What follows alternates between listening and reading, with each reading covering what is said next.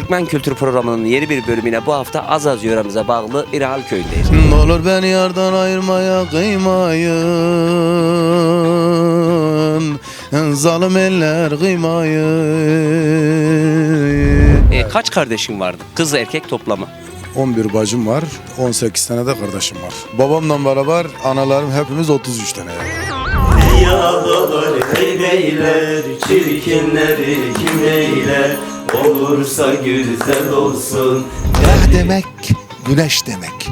İl demek de o. Kültürlerde Allah demek. Yani köyümüzün adı Güneş Tanrısı. Türk dilini güzel tanı çünkü o milletin canı. Kültür ile Türk lisanı cisminde dolaşan kanı. Grupçuluk ne demek?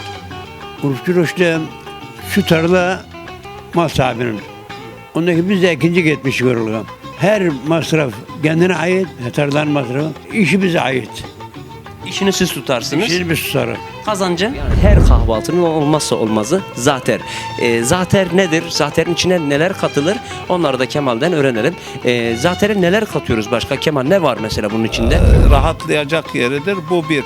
İki, biz size müteşekkiriz. 2 gün boyunca hatta Türkiye'den bile geldiniz buraya bu kadar meşakkat.